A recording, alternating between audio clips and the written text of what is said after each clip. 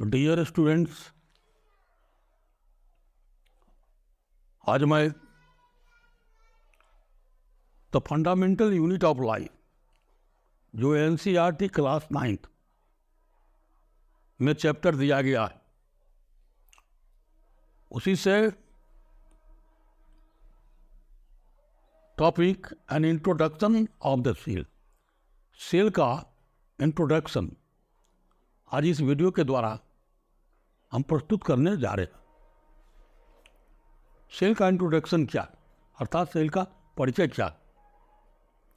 तो हम सभी जानते कि धरती पर जीवन और प्रत्येक जीव सेल से बना हुआ है।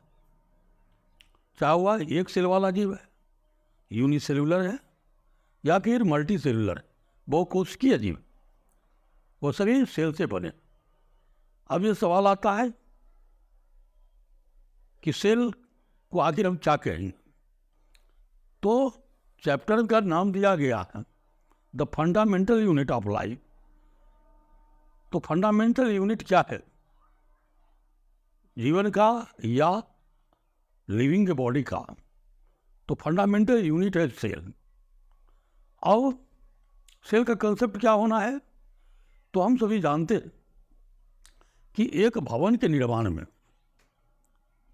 एक एक ईंट को जोड़कर एक दीवार बनाया जाता है, एक वाल बनता है, और चार वाल को मिलाकर एक कमरे बनते, एक कमरा बनता, एक रूम बनता, और कई रूम्स मिलकर के एक ग्रांड बिल्डिंग बनता है, एक विशाल भवन बनता है। ठीक उसी प्रकार सेल मिलकर के क्या करते हैं, ये उत्तक बनाते हैं, और उत्तक से अंग बनता है, ऑर्गन बनते हैं, ऑर्गन से ऑर्गन सिस्टम बनता, और फिर ऑर्गन सिस्टम के कॉम्बिनेशन से ऑर्गेनिज्म बनता है, जीव बनते। तो कहने का मतलब ठीक उसी प्रकार जिस प्रकार कि भवन के लिए ईंट एक इकाई का काम करता है, एक यूनिट का काम करता है, ब्रिक, ठीक उसी प्रकार सेल क्या है, जीव शरीर की संरचना के लिए एक यूनिट। तो यह सेल का कंसेप्ट हुआ। अब कहता है कि सेल की जो खोज है, जहाँ पर हम लिखा देख रहे हैं, चाहे cell is discovered by Robert Hooke in the year 1665, है ना। यह रॉबर्ट हुक है, यह इंग्लिश साइंटिस्ट था, और इन्होंने ही सर्वप्रथम सेल शब्द बताया, सेल शब्द को पॉइंट किया और दुनिया के सामने रखा कि जीव शरीर जो है वह सेल से बने हुए। तो आज हमको समझना होगा कि जितने भी जीव हैं वह सेल से बने। सेल जीवों की मौलिक इकाई है, फंडामेंटल यूनिट। तो जरा देखें, सेल को हमने डिफाइन किया।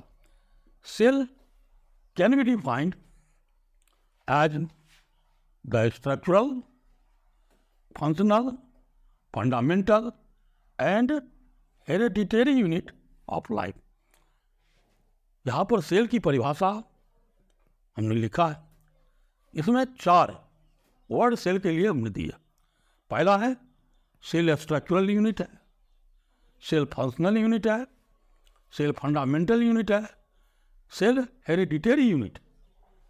तो ये 4 शब्द सेल के डिफिनेशन के लिए हमने लिया।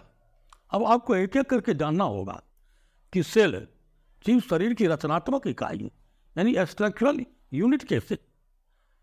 तो अभी मैंने जो बताया कि सेल क्या करता है, टिश्यू बनाता है, टिश्यू से अंग बनते, है ना, और ऑर्गन सिस्टम बनता है, ऑर्गन से।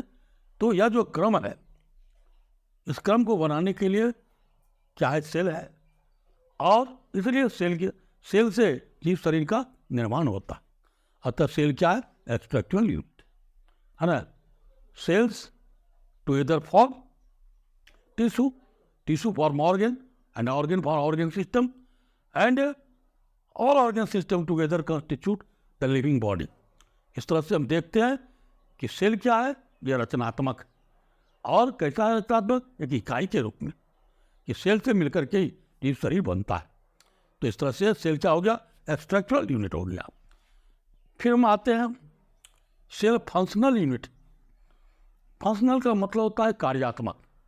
सेल क्या है, कार्यात्मक इकाई, यानी प्रत्येक सेल जीवन को बनाए रखने के लिए जो भी वाइटल फंक्शंस होते हैं, सभी वाइटल फंक्शन को प्रत्येक सेल करते हैं, है ना। Each and every cell complete the task of vital function और life process by which the living body is maintain on the earth, है ना। जिसके द्वारा ये जो भी क्रिया करते हैं सेल, उसके द्वारा जीव शरीर क्या होता है, इस धरती पर मेंटेन्ड होता है और बना रहता है। इसलिए सेल को फंक्शनल यूनिट कहा गया। जैसे सेल के द्वारा रिस्पायरेशन होता है, डाइजेशन का काम होता है, मतलब सभी लाइफ प्रोसेस, वाइटल फंक्शंस होता है, मेटाबॉलिक एक्टिविटी सेल में ही होता है। इसलिए सेल को रचनात्मक के साथ साथ क्रियात्मक इकाई भी कहा गया। तीसरा है सेल को फंडामेंटल यूनिट कहा गया। सेल को क्यों फंडामेंटल यूनिट कहा गया, इसलिए कि सेल क्या है, एक building block. Cell plays the role of building block of the living body. Cell जो है जीव शरीर का क्या है, बिल्डिंग ब्लॉक, और सेल से ही है ना जीव शरीर बनता है। बिना सेल का हम जीव शरीर की कल्पना नहीं कर सकते। अतः सेल क्या है ना, सजीवों का एक फंडामेंटल यूनिट है, मौलिक इकाई। अब आइए सेल क्या है, हेरेडिटरी यूनिट। हेरेडिटरी यूनिट का मतलब हुआ अनुवांशिक इकाई। सेल क्या है, जीव शरीर का अनुवांशिक इकाई। अनुवांशिक इकाई से मतलब क्या है कि सेल चाहे पूर्वजों के गुण को, माता पिता के गुण को, चाहे एक पीढ़ी से दूसरी पीढ़ी में ले जाते हैं, है ना। बहुत सारे हेरिडिटी यूनिट हेरिडिटी मटेरियल होते हैं जिसको जेनेटिक मटेरियल कहते हैं। तो सेल क्या करता है, जेनेटिक मटेरियल को कैरी करता है वन जनरेशन से अनदर जनरेशन में। अतः सेल को हेरिडिटरी यूनिट कहा गया। तो इस तरह से सेल का जब हम परिभाषा करते हैं तो हमको सेल के डिफिनेशन में ये बताना होगा, cell is the structural, functional, fundamental and hereditary unit of life. ये सदा याद रखेंगे। अब आइए, पहले ही बताया सेल की जो खोज है वह रॉबर्ट हुक ने 1665 ईस्वी में किया था। और वो कैसे, तो उसने कॉर्क यानी वृक्ष की छाल का स्लाइस बना करके और सेल्फ डिजाइन माइक्रोस्कोप में उसने देखा तो उसने पाया कि इसमें हनी कम की तरह स्मॉल चैम्बर्स हैं। और उस स्मॉल चैम्बर्स के लिए रॉबर्ट हुक ने क्या है ना, सेलुला थे, लेटिन में सेलुला लेटिन रूम के लिए होता है, उससे सेल शब्द डेराइव किया, क्वाइल्ड किया। और आज तक है ना पूरे चाहे जीव विज्ञान के इतिहास में ये सेल शब्द पूरा विकसित हो गया। और अब सभी दुनिया में इस इकाई को, जीवन की इकाई को चाहे सेल के रूप में जानते। और फिर क्या है सेल, सेल को दूसरे शब्दों में हम कह सकते, सेल क्या है, यह एक पीस है, किसका, प्रोटोप्लाज्म का एक पीस। प्रोटोप्लाज्म कहा जाता है जीव द्रव्य, तो जीव द्रव्य का एक पीस है सेल, है ना। अब देखिए कहता है सेल की संख्या जीव शरीर में अनगिनत।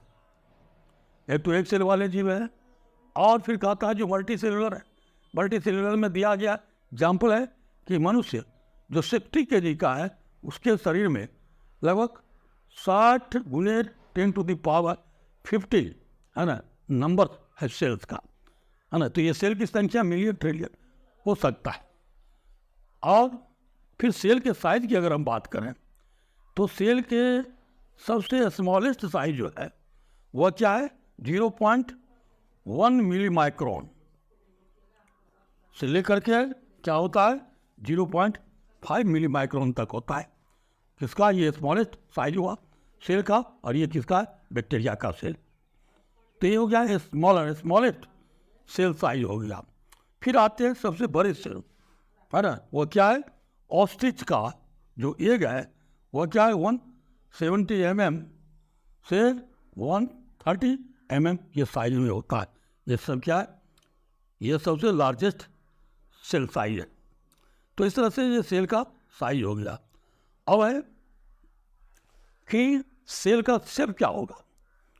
तो सेल का शेप या जीव के आकार पर निर्भर नहीं करता। अगर मान लीजिए कि एक एलिफेंट है तो हम कहेंगे एलिफेंट बड़ा विशाल जानवर, सेल भी उतना ही बड़ा होगा। दिन है सेल का जो शेप है और साइज है वह उसके कार्य के आधार पर निर्भर करता है।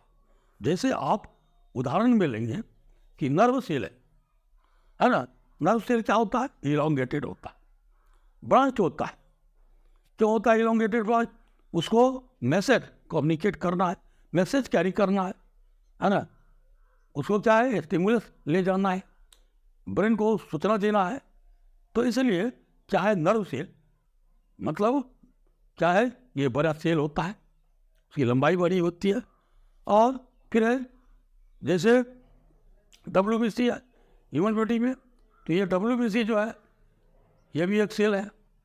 लेकिन होता क्या है कि कुछ सेल जैसे अमीबा भी एक सेल है, ये WBC है। ये क्या करता है? हमेशा अपना आकार बदलते रहता है। आपने अमीबा का नाम सुना होगा। अमीबा क्या है? एक प्रोटोजोआ है। और चाहे अमीबा की खासियत, तो अमीबा अपने शरीर से क्या करता है? फिंगर लाइक, आप देखेंगे अमीबा अपने शरीर से फिंगर लाइक प्रोजेक्शन निकालता है। ये फिंगर लाइक प्रोजेक्शन, और इस फिंगर लाइक प्रोजेक्शन को क्या कहते हैं? सीडोपोडिया कहते। इस फिंगर लाइक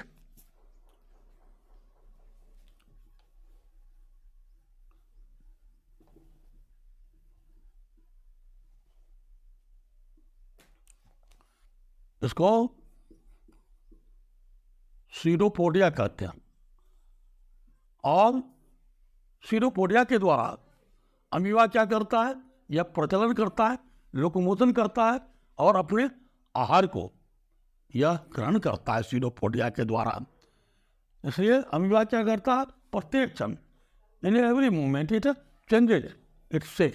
ये अपने शेप को प्रत्येक क्षण क्या करता है? बदलते रहता है। नर्व सेल को हमने बताया कि नर्व सेल का जो आकार है ना वह फिक्स्ड होता है, इलोंगेटेड होता है, ब्रांच होता है ना। उसमें डेंड्राइट होते, प्रोसेसेस निकलते हैं उससे। तो ये हो गया सेल का शेप और साइज, उसके आकार हो गए। अब सेल के संबंध में दो जर्मन है ना, जर्मन बॉटनिस्ट और जूलॉजिस्ट स्लाइडेन एंड स्वान, ये दोनों 1938 और 1939 है ना, 1938 और 1939 में दोनों ने मिल करके एक थ्योरी प्रतिपादित की है। उस थ्योरी को क्या कहते हैं? सेल थ्योरी कहा जाता है। और सेल थ्योरी में इन लोगों ने बताया कि प्रत्येक जीव का शरीर सेल से बना हुआ है। और फिर विर्चो उस सेल थ्योरी को और एक्सटेंड किया और बताया कि नए सेल्स का निर्माण क्या है? पुराने सेल से होते, अर्थात new cells are arrived from pre existing cells. नए सेल का निर्माण क्या है? पूर्व जो सेल है उसके डिवीजन से होता है, नए सेल का निर्माण होता है। अर्थात कोई भी सेल जब वो पूर्ण पोषण कर लेता है तो क्या होता है? वो तो बराबर भागों में विभक्त होता है। तो इस तरह से बिरचाऊ ने जो बताया कि नए सेल का निर्माण क्या होते हैं? प्री एग्जिस्टिंग सेल से होता है। अब है कि सेल का नए सेल के निर्माण के लिए सेल का डिवीजन होता है। और सेल के डिवीजन में क्या होते हैं? एक सेल डिवाइड होकर के दो सेल बनाते हैं। तो इस क्रिया को सेल डिवीजन कहा जाता है। और सेल का यह गुण है, जब वह पूर्ण पोषण करता है तो वह आना बढ़ जाता है। अब ये मदर सेल हो गया, मातृ कोशिका इसको कहते हैं। और ये दोनों जो बढ़ करके बना इसको डॉटर सेल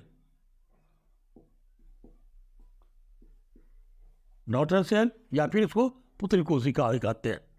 तो सेल के बंटवारे का है ना कई है, माइटोसिस और मियोसिस के तरह से सेल का डिवीजन होता है। लेकिन सामान्यतः जो सेल डिवाइड करता है उस सेल को हम मदर सेल कहते हैं, और जो डिवीजन के पश्चात नए सेल बने वो क्या है, डॉटर सेल कहलाता है।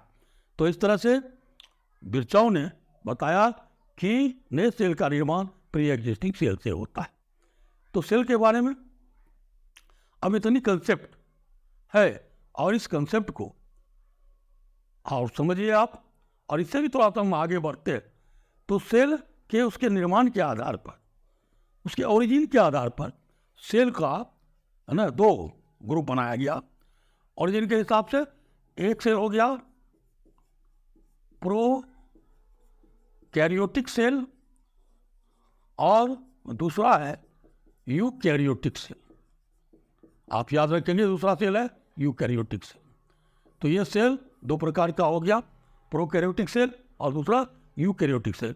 प्रोकैरियोटिक सेल को आदि कोशिका कहते हैं। यह प्रिमिटिव फॉर्म है, यह अंडर डेवलप्ड सेल है, यह पूर्ण सेल नहीं हो पाया।